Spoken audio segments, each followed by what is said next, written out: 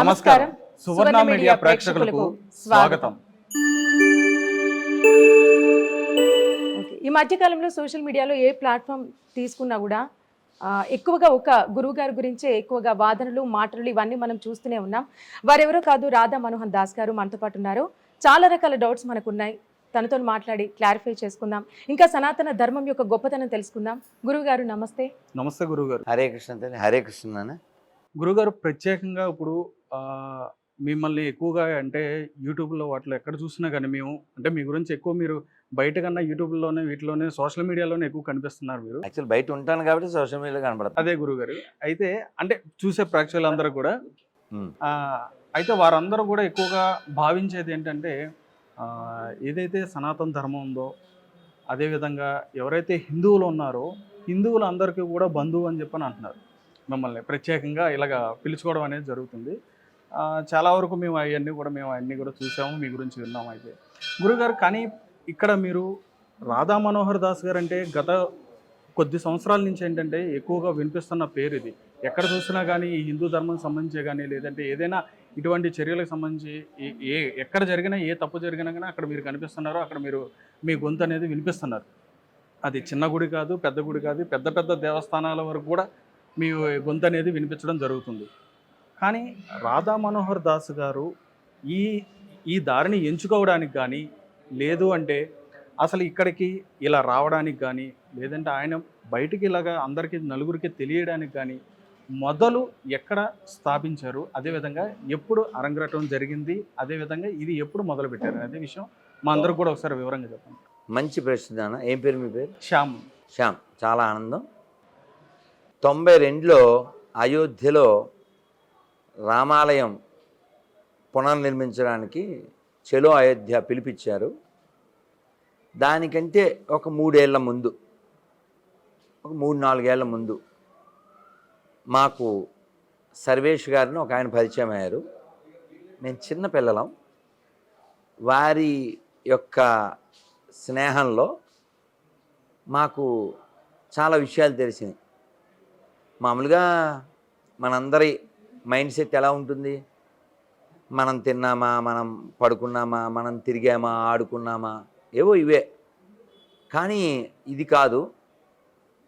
మనకి ఈ స్వతంత్రం, ఈ స్వేచ్ఛావాయువులు మనం పీల్చుకోవడానికి, ఈ సంతోషాన్ని, ఈ ఆనందాన్ని ఇది అనుభవించడానికి ఎందరో వెనకాల త్యాగం చేశారు అనేటువంటి జ్ఞానం వారి వలన కలిగింది. కంప్లీ సర్వేష్ గారు వారి వలన మేము రాష్ట్రీయ స్వయం సేవక్ సంఘ్ RSS అనే సంస్థ పరిచయమై, ఆ తర్వాత అయోధ్య వెళ్ళి పుస్తకాలు చదవడం అనే అభిరుచి చాలా ఉండడం వలన చాలా పుస్తకాలు చదువుతూ, తర్వాత కాలంలో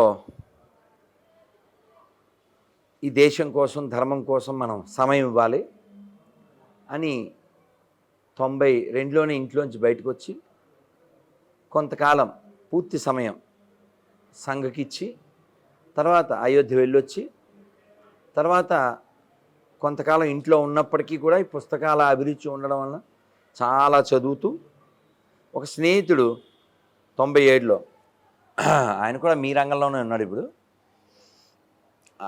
పుస్తకం ఒకటి ఇచ్చాడు. ఆ పుస్తకం పేరు ఆత్మ సాక్షాత్కార శాస్త్రం. ఆ పుస్తకం ఇస్తే అతన్ని నేను, మా దగ్గర చాలా పుస్తకాలు ఉన్నాయి, వీడిచ్చేదేమిటి అని మీరు అంటే మీకు అర్థం కావడం కోసం చెప్తున్నాను, అలా పడేశాను. చాలా బుక్కులు ఉన్నాయి, సో పెద్ద విషయం అలా పడేశాను పక్కన. కానీ ఆ పుస్తకం ఎలాగ పక్కన ఉన్నప్పుడు దాని ప్రభావం ఓసారన్నా చూద్దాం అనిపిస్తుందిగా. అలా ఆ పుస్తకం చూస్తే ఆ పుస్తకం పేరు ఆత్మ సాక్షాత్కార శాస్త్రం. మీరు అబిడ్స్ వెళ్తే పొల్లారెడ్డి స్వీట్స్ ఎదురుగా ఇస్కాన్ టెంపుల్ ఇప్పుడు దొరుకుతుంది. ఆ పుస్తకం నా మస్తకాన్ని మార్చింది. చదివిన తర్వాత మనం కుటుంబ స్థాయి నుంచి దేశం అనే స్థాయికి వచ్చాం. ఇది కూడా కాదు, ఈ కనబడే విశ్వం ఇంకా ఇలాంటి కనబడిన ఎన్నో విశ్వాలు, వీటన్నిటికీ విశ్వనాయకుడు కృష్ణ భగవానుడు. ఈ జ్ఞానం అంతా అందులో కనబడింది. ఆ తర్వాత ఇంకా చాలా చిన్న చిన్న పుస్తకాలు ప్రభుపాదుల వారి చదవడం. అంటే ఒక శ్లోకం చెప్తాను మీకోసం. ఈశ్వర పరమా కృష్ణ సచ్చిదానంద విగ్రహ అనాదిరాదిర్గోవింద సర్వకారణ కారణం. సర్వకారణ కారణం, అన్నిటికీ కారణం కృష్ణ భగవానుడు, అన్ని కారణాలకి కారణం. ఈ జ్ఞానం కలిగిన తర్వాత ఇంక ఇంటి పట్టున ఉండలేకపోయాం. తర్వాత ఇస్కాన్లో మేము దాదాపు 7 ఏళ్ళు ఇస్కాన్ తిరుపతిలో ఉన్నాం. తర్వాత ఏదో మనకి ఒక మాట ఉంది సామెత, తిరిగే కాలు, తిట్టే నోరు, పెట్టే చేయి, ఈ 3 నాకు సూటబుల్ కదా. నేను అక్కడే ఉంటే నా భావాన్ని పూర్తిగా వ్యక్తీకరించడానికి వాళ్ళ పరిమితులు వాళ్ళకు ఉంటాయి. సో అందువలన నేను ఈ యాత్రా మార్గంలో ప్రయాణం చేస్తూ, అంటే నేను ఇలాగే ఉన్నాను 30 ఏళ్ల క్రితం కూడా, 25 ఏళ్ల క్రితం కూడా, 20 ఏళ్ల క్రితం కూడా. కాకపోతే మీ కళ్ళబడింది ఒక 6-7 ఏళ్ల క్రితం అంతే. అయితే గురువు గారు, ఇప్పుడు తల్లిదండ్రులకు ఎవరైనా కూడా వాళ్ళ పిల్లలు మంచిగా అంటే లైఫ్లో సెట్ అవ్వాలి, ఈ పెద్ద జాబ్ చేయాలి, పిల్ల పాపలతో సంతోషంగా ఉండాలని ఎవరైనా కోరుకుంటారు కదా తల్లిదండ్రులు. మరి మరి మీ లైఫ్లో అది జరగలేదు కదా. అంటే తల్లిదండ్రులని నిరాశపరిచిన నేను అని ఎప్పుడైనా మీకు అనిపించిందా? అస్సలు లేదు, వాళ్ళు కూడా అలా కాలేదు. They also feel happy. అంటే ఇప్పుడు ఆదిశంకరాచార్యులు వారు వాళ్ళ అమ్మగారికి ఎంతమంది పిల్లలు? ఆయన ఒక్కడే. ఆయనతో నేను పోల్చుకోవట్లే, కానీ ఆయనకి 6 ఏళ్ళు ఉన్నప్పుడు అమ్మ ముసలు పట్టుకుందన్నారు. అంటే ఎట్లా నాయన అంటే, సన్యాసం స్వీకరిస్తే వదిలేస్తుందంటమ్మా అన్నారు. తెలివైనడు కదా ఆయన. ఫోన్లే ఏదో డ్రెస్లో అడ్రస్ ఉంటుంది, ముసలికి బలిచ్చేకంటే అని వాళ్ళ అమ్మగారు సరే నాయన అంటే ఆయన మనసుతో అప్పటికప్పుడే ఆత్మ సన్యాసం స్వీకరించారు. చిన్నపిల్లుడే. కానీ 32 ఏళ్ల వరకు ఆయన జీవించి మొత్తం భారతదేశం అంతా తిరిగి 4 పీఠాలు స్థాపించి ఎన్నో వందల వేల గ్రంథాలు రచించి 72,000 అవైదిక మతాలను ఖండించి భారత్నంతా ఏకం చేశారు. ఒక్కడైనా వాళ్ళ అమ్మగారు, అమ్మ నేను మరి వెళ్తాను, నువ్వు ఎప్పుడైనా పిలువు అన్నారు. అలా చిట్ట చివరి సమయంలో ఆవిడ పిలిచింది, ఆయన వచ్చారు, ఆవిడకి మోక్షం వచ్చేలా చేశారు. ఇప్పుడు ఆవిడ లక్కీయే కదా, అవునా? అలాంటి ఇప్పుడు ఆయన గురించి మాట్లాడుతున్నాం కదా. అవును. ఇలా చాలామంది ఒక్కడే కొడుకులు ఉండి వాళ్ళు దేశం ధర్మం కోసం త్యాగం చేశారు. ఒక్కళ్ళే. సో నాకు అంత ఇబ్బంది లేదు, అన్నయ్యలు అంతా ఉన్నారు. భగవంతుడు నాకు ఒక్కొక్క సమయంలో ఒక్కొక్క ఏర్పాటు అలా చేయడం, అలా మూవ్ అవ్వడం జరిగింది. మా నాన్నగారు ఉన్నప్పుడు, మా అమ్మ నాన్న ఇద్దరు ఉన్నప్పుడు అసలు అంటే బాధపడడం అలాంటి ప్రస్తావన లేదు. ఎందుకంటే చిన్నప్పటి నుంచి ధార్మికంగానే పెరిగాం కాబట్టి. ఇంకో విషయం ఏంటంటే, మనం ఎప్పుడైనా మీరు ఇందాక ఏదో పిల్లా పాపలు సంతోషం అన్నారు కదా, వాస్తవానికి సంసారం సంతోషం ఏమి ఉండదు. ఈ ప్రపంచంలో అత్యుత్తమైన ఆశ్రమం గృహస్థాశ్రమమే. కానీ ఈ ప్రపంచం దుఃఖానికి మూలం. దుఃఖం లేని ఆశ్రమంగా, అంటే గృహస్థాశ్రమాన్ని ధార్మికంగా గడిపితే అది గొప్ప ఆశ్రమం. అంటే ధర్మబద్ధమై మధ్యలో దైవం ఉండి గడిపితే. అలా కాకుండా కేవలం ఇంద్రియాల కోసం మాత్రమే గడిపితే అది గృహమేధి అవుతుంది. గృహమేధి అంటే అమేధ్యం తినేటువంటి పంది ఎలాంటిదో ధర్మబద్ధ జీవితం గడపనటువంటి గృహస్థుడు కూడా అంతే. కాబట్టి చైతన్య మహాప్రభు చెప్పారు, గృహేతాకో అనేతాకో సదాహారి బోలేదాకో. ఇది బెంగాలీ, మా ఫ్రెండ్ గంగులీ.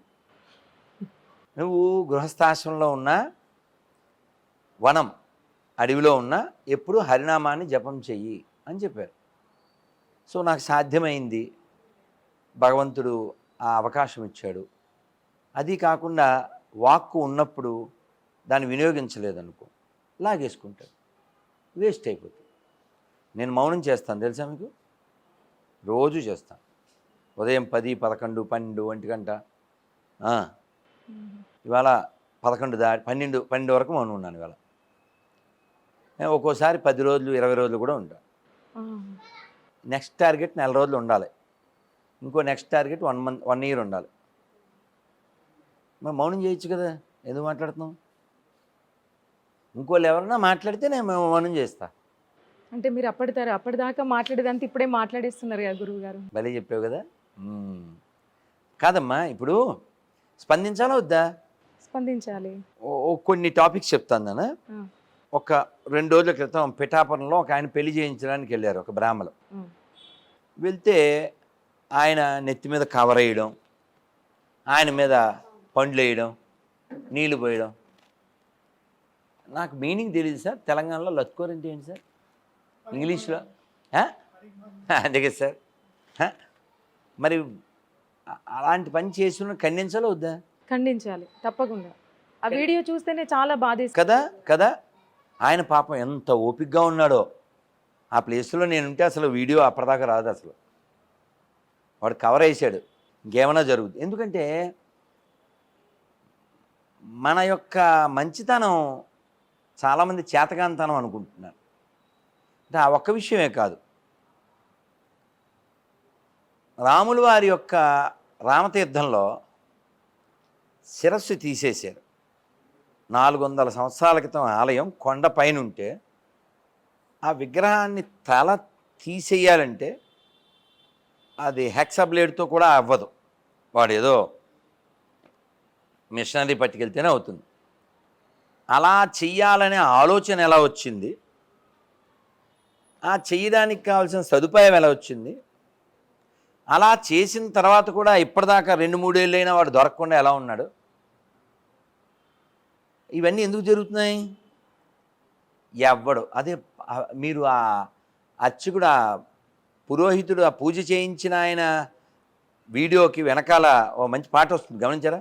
ఏ కన్ను చూడదనా నీ వెచ్చల మిడిచి పాటు. అవునా?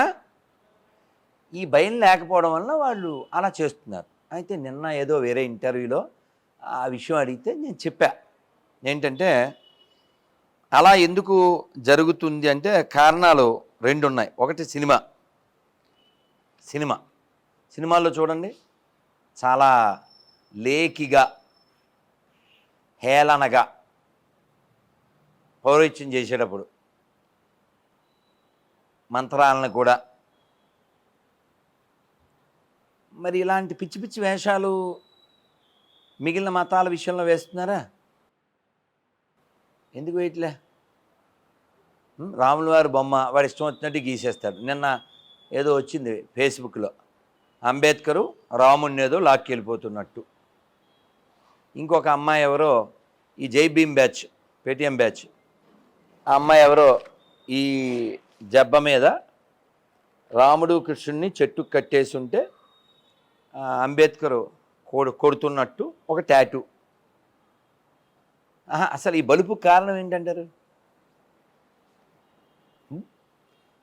రాజ్యాంగంలో ఒరిజినల్ ప్రతిలో మొదటి 2-3 పేజీలు తీస్తే రాముల వారు పుష్పక విమానం ఉంటుంది.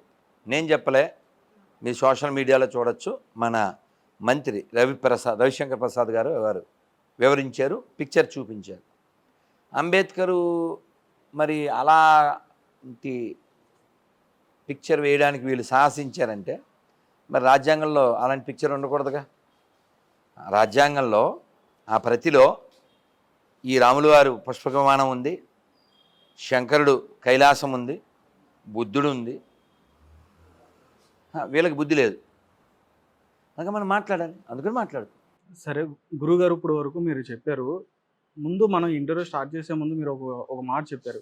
మీరు ఒక పుస్తకం చదివాను, ఆ పుస్తకంలో శ్రీకృష్ణుని యొక్క మహిమ ఏంటి అనేది, లీల ఏంటి అనేది నేను తెలుసుకున్నాను. ఆ పుస్తకం తెలుసుకున్న తర్వాత నా మస్తిష్కానికి మొత్తం అంతా కూడా క్లియర్గా తెలిసిందని చెప్పని మీరు అన్నారు కదా. అయితే అక్కడ ఇంకో మాట కూడా ఉన్నారు, విశ్వం అంతా కూడా శ్రీకృష్ణుని లీలే ఉందని చెప్పని అన్నారు. మరి ఇప్పుడు జరుగుతున్న ఈ సన్నివేశాలకు సంబంధించే కానీ, లేదా ఇప్పుడు జరుగుతున్న ఇవన్నిటికి కూడా శ్రీకృష్ణుని లీల కూడా ఉంటుందని చెప్పని అనుకోవచ్చా? మంచి ప్రశ్న. కానీ గుర్తుపెట్టుకోండి, మనకి భగవంతుడు స్వల్పమైన స్వేచ్ఛ ఇస్తాడు.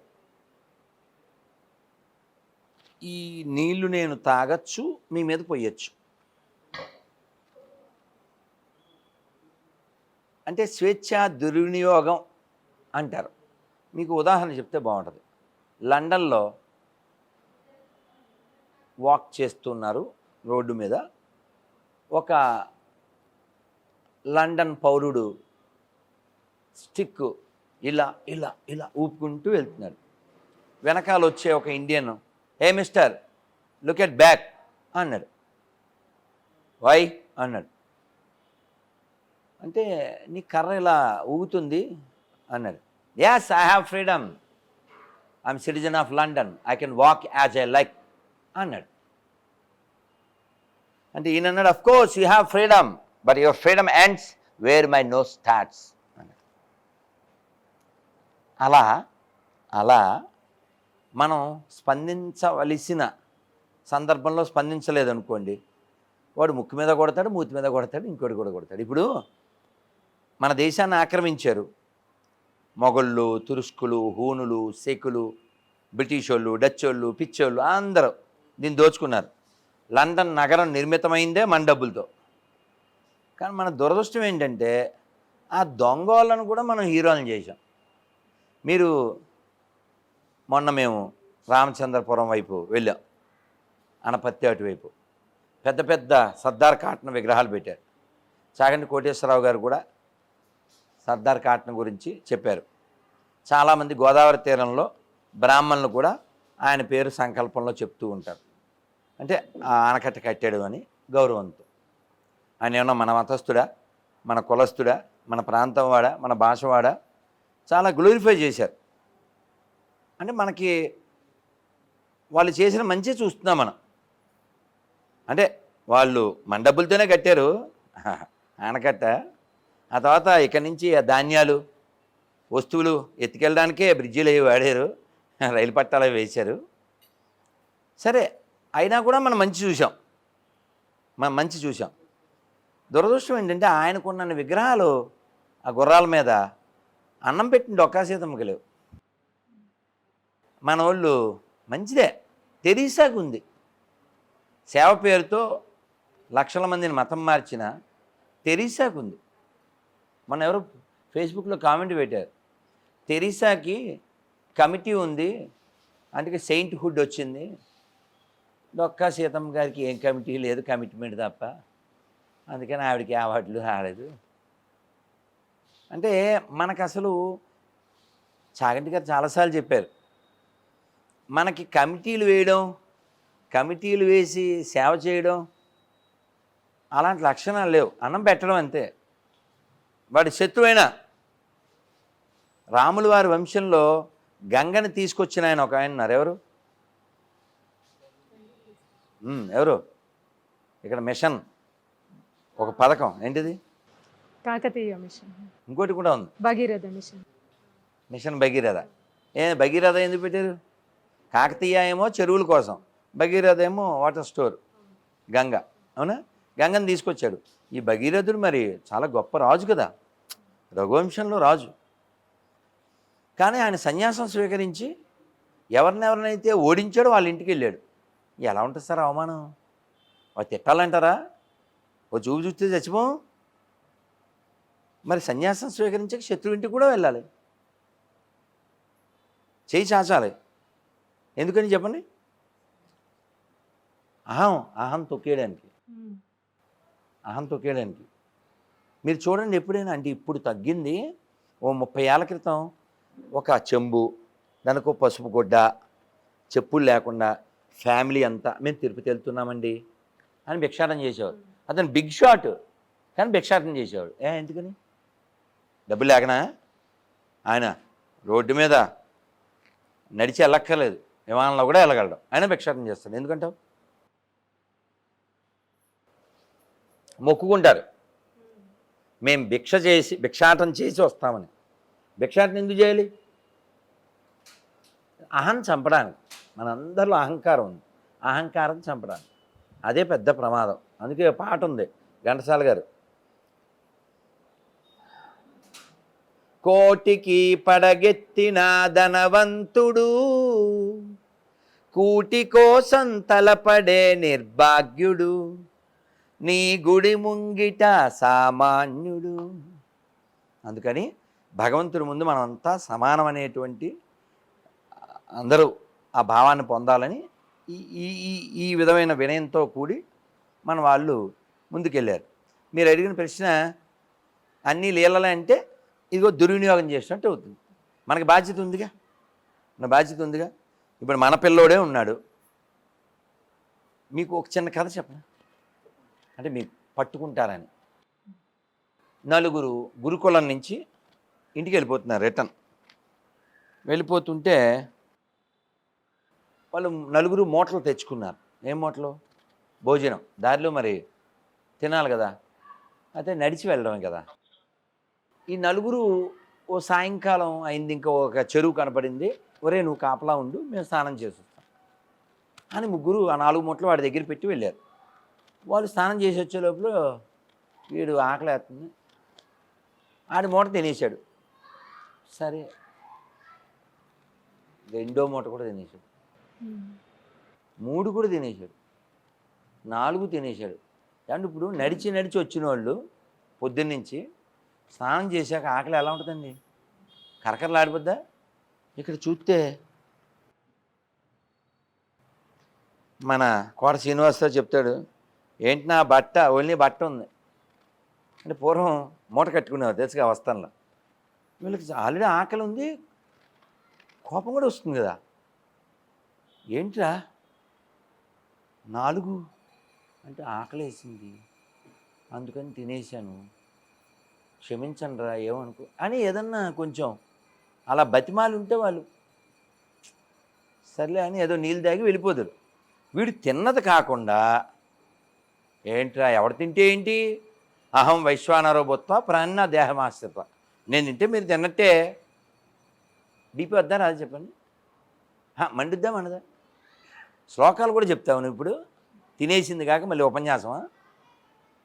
వీళ్ళకి రావా శ్లోకాలు? వీళ్ళకి రావెట్టండి.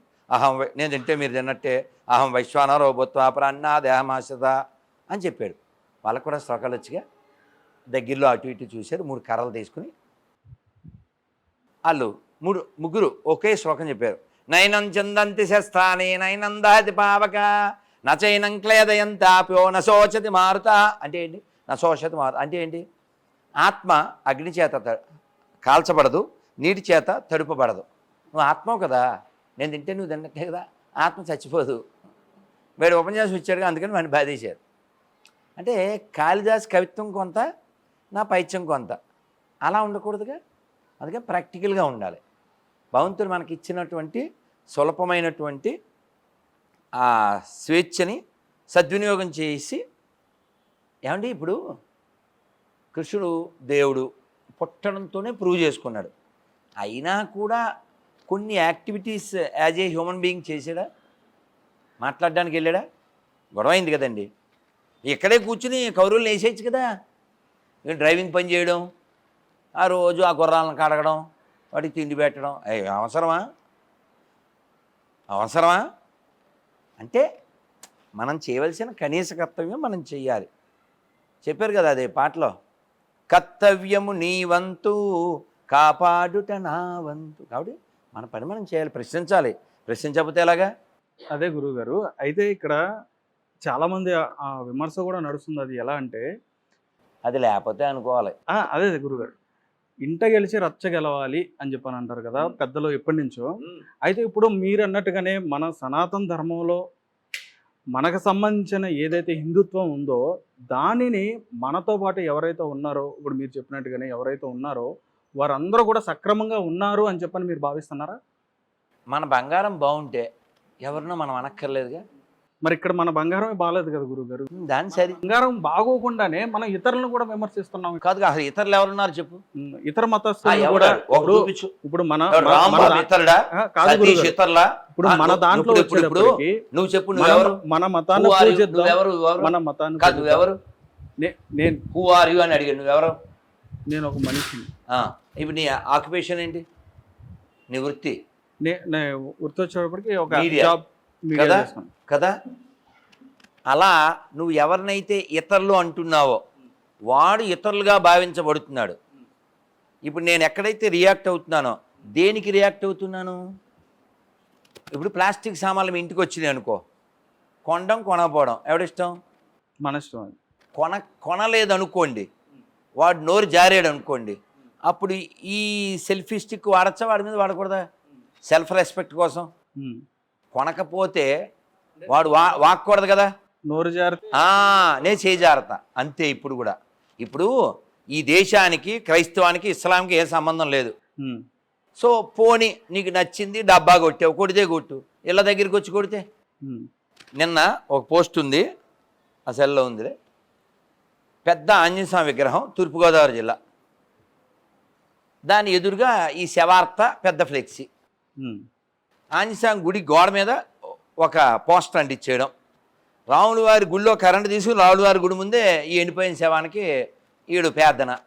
రియాక్ట్ అవ్వాలో వద్దా చెప్పు. మరి ప్రజల్లో చైతన్యం వచ్చిందంటారా? మరి వచ్చింది కాబట్టేగా ఈ రియాక్ట్ ఎలా అవుతున్నాం మరి.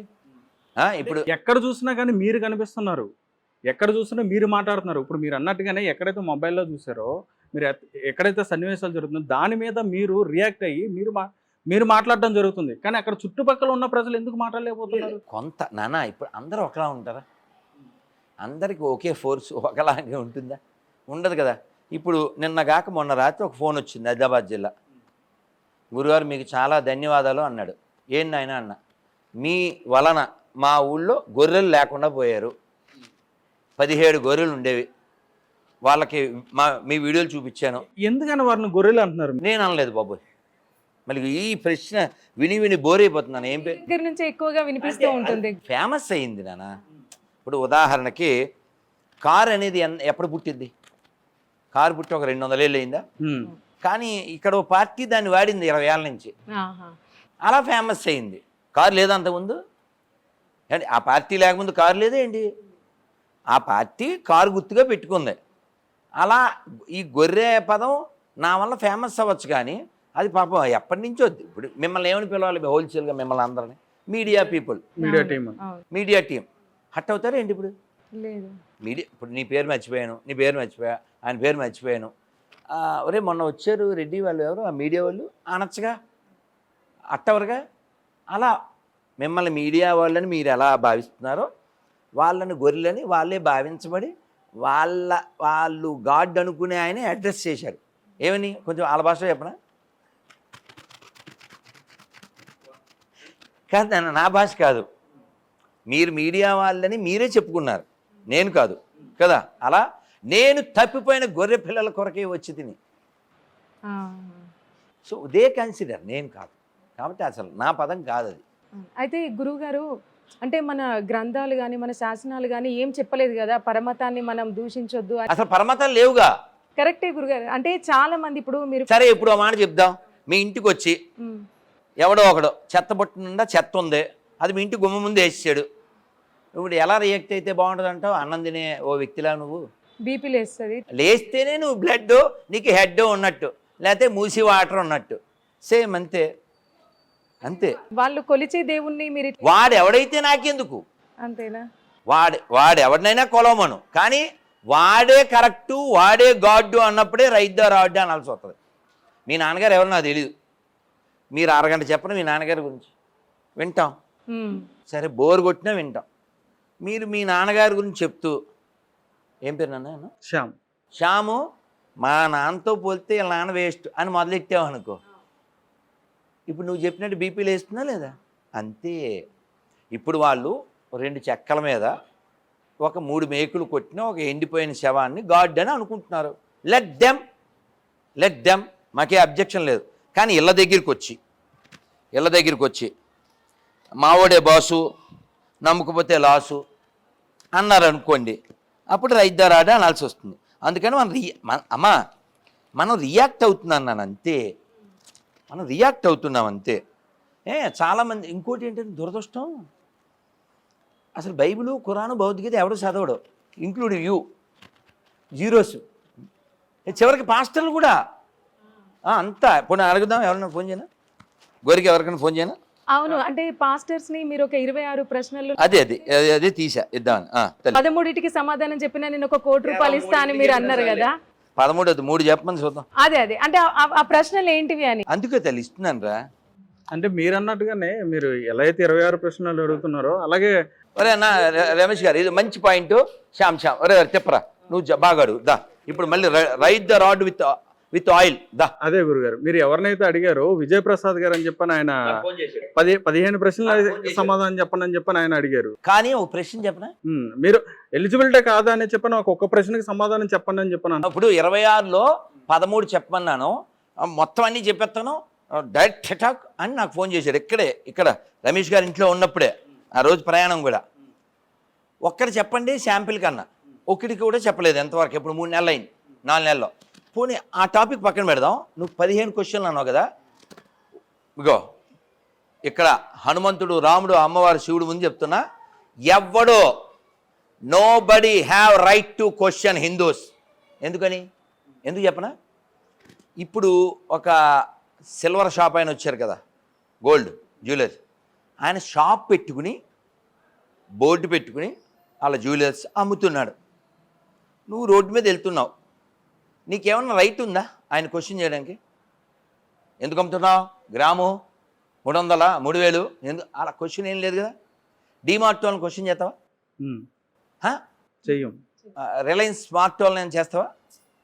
విజేత వాళ్ళని ఏం చేస్తావా? కానీ మీ ఇంటికి వస్తారే ప్లాస్టిక్ సామాన్లు అవి అమ్మడానికి, కుక్కర్లో స్టవ్లు అవి అమ్ముతానికి వస్తారే, ఎంత 5,000 ఎందుకు 2,000కి 2,200 చేసుకో. అంటే అక్కడ చిన్న వ్యాపారులు అని చెప్పని చులకనగా చూసాను అంటారా మీరు? కాదు, ఆడు అడుక్కోవడానికి వచ్చాడు, నీ దగ్గరికి అడుక్కోవడానికి వచ్చాడు. వాడు నిన్ను అడుక్కోవడానికి వచ్చాడు. కానీ ఇక్కడ రిలయన్స్లో ఏం పెట్టారు, ఫిక్స్డ్ అని పెట్టారు. నువ్వు కొంటే కొనుగోలు లేకపోతే లేదు.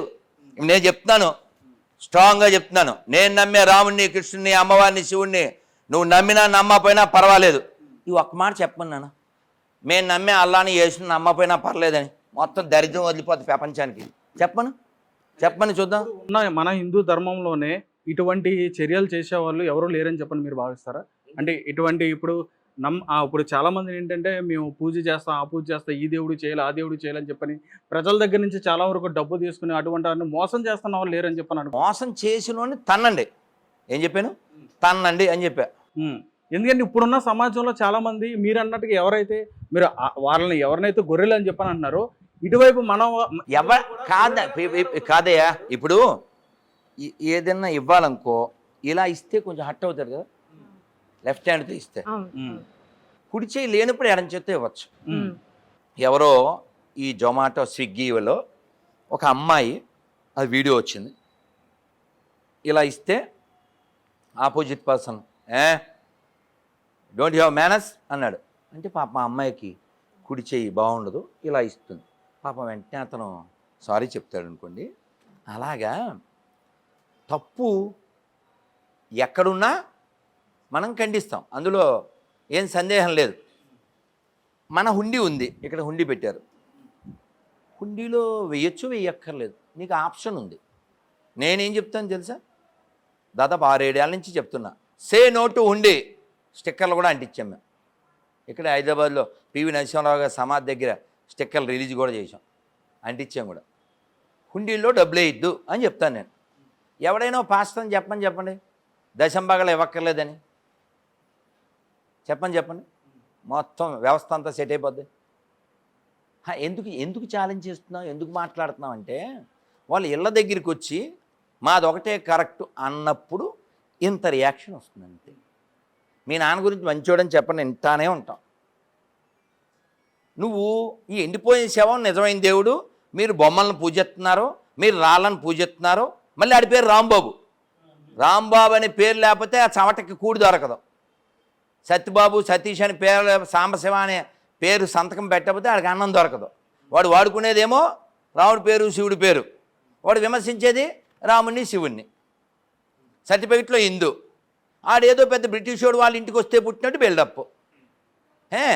ఇప్పుడు యేసు అనే ఒక ఫిక్షన్ క్యారెక్టర్ కోసం ఇక్కడున్న గొప్ప వాళ్ళందరినీ అవమానించే హక్కు ఎవడిచ్చాడు? అందుకని పనికిమాల బైబిల్ అని చెప్పేది. ఊరికే అన్నాం, చెప్పు. అదే గురుగారు. అయితే ఇప్పటికీ చాలా మంది మనలోనే ఇప్పటికి ఏదైనా చరిత్ర గురించి మనం చెప్పుకోవాలనుకున్నా కానీ, ఏదైనా చరిత్ర సంబంధించిన ఆ సంవత్సరాల గురించి మనం మాట్లాడుకోవాలనుకున్నా, ఇప్పటికీ కూడా క్రీస్తు శకం క్రీస్తు పూర్వం అని చెప్పని ఒక నువ్వు అప్డేట్ అవ్వలేదని నాకు అర్థమైంది. పెట్టారు. నువ్వు అప్డేట్ అవ్వలేదు. ఆ క్రీసే తీసేశారు. ఎవరు? యునెస్కో అది ఉందిగా, WHO వాళ్ళే తీసేశారు. అది సామాన్య శకం. ఇప్పుడు క్రీస్తు శకం లేదు. ఇది ఇంపోజ్డ్ మన మీద. ఎవరి వలన?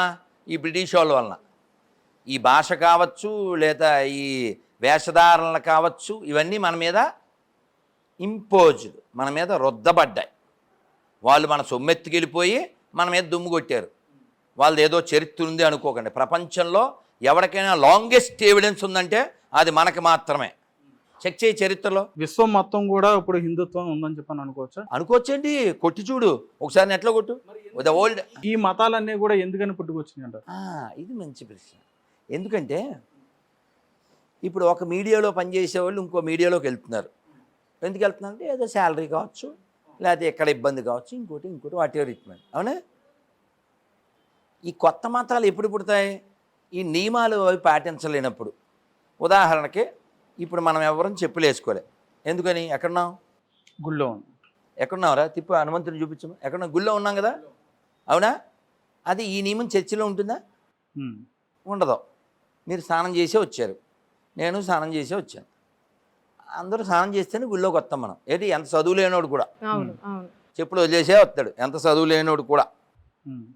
ద వే అవర్ కల్చర్ కదా.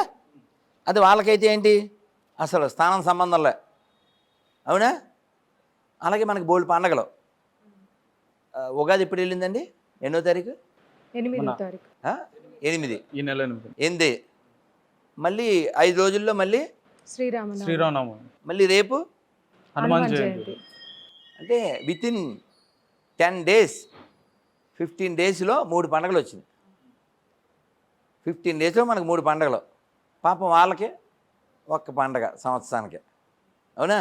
మనం ప్రతి పండగ మనకి మన స్థాయి కొద్దీ చేస్తాం. ఖచ్చితంగా ఉగాది అయితే కొత్త బట్టలు వేసుకోవడం, సంక్రాంతి కొత్త బట్టలు వేసుకోవడం, ఇల్లు అవి శుభ్రం చేసుకోవడం, ఇలా మనం పండగ. ఆ మాటకు వస్తే మనకి ఎవ్రీడే పండగ. తిరుమల స్వామివారు ఉన్నారు. ఏంటి పేరు అక్కడ? ఆయన పేరేంటి? నిత్య కళ్యాణం పచ్చతోరణం. పచ్చతోరణం నిత్య కళ్యాణం, రోజు పండగే. అందుకే స్వామివారికి ఏం చెప్తారు? నిత్యోత్సవ, వారోత్సవ, పక్షోత్సవ, మాసోత్సవ, సంవత్సరోత్సవ, బ్రహ్మోత్సవ, పవిత్రోత్సవ, వివిధోత్సవై. ఇంకా చాలా ఉన్నాయి. సంవత్సరం 365 రోజులు అయితే ఉత్సవాలు 450. సో అలా మనం పండగలు చాలా చేస్తాం. మనమేమో నియమాలు చెప్తాం. సో ఎవడైతే ఈ పండగలో భారంగా భావిస్తాడో, ఈ నియమాలు భారంగా భావిస్తాడో వాడికి చాలా ఈజీ కదా. ఇంకోటి అంటే మనమేమో అది మాని ఇది మాని అంటాం. ఉదాహరణకి అయ్యప్ప స్వామి మాల వేశారు అనుకోండి, అయ్యప్ప మాల. చెప్పులు వేసుకోకూడదు, ఉల్లిపాయలు తినకూడదు, నేల మీద పడుకోవాలి, ఇలా చాలా నియమాలు చెప్తామా? సో వాళ్ళకి ఏ నియమాలు లేవు కదా. చక్కగా సింగిల్ డైలాగ్, వాళ్ళకి గొడవ ఉండదు. పాపలో మేము అనేస్తే గొడవ వదిలిపోద్ది అని వాళ్ళ కాన్సెప్ట్, వాళ్ళ బుక్కు గట్టి. ఎప్పుడైనా చూసారా బైబిల్? తిరగలే కదా. హార్డ్లీ ఒక 1000 పేజీలు ఉంటుంది. ఎంతమంది రాశారు తెలుసా? దానికి 44 మంది రాశారు. రామాయణం తెలుసా? ఎవరు రాశారు? వాల్మీకి. ఎన్ని శ్లోకాలు తెలుసా? 24,000 శ్లోకాలు ఒక్కడే రాశాడు. మహాభారతం తెలుసా? ఎవరు రాశారు? వ్యాసుల వారు. ఎన్ని శ్లోకాలు? 1,00,000 శ్లోకాలు. ఇది మన కెపాసిటీ, అది వాళ్ళ కెపాసిటీ. నేనేమంటానంటే ఇక్కడ లేనిది ఏమైనా ఉంటే చెప్పండి, మనం కూడా వెళ్ళిపోదాం. నేను చెప్పేది అది. ఇక్కడ లేనిది ఉంటే చెప్పండి అని క్వశ్చన్స్ ఇచ్చాను కదమ్మా. మన దగ్గర లేనిది వెళ్ళిపోదాం, మనం కూడా, మనం అందరం మారిపోదాం.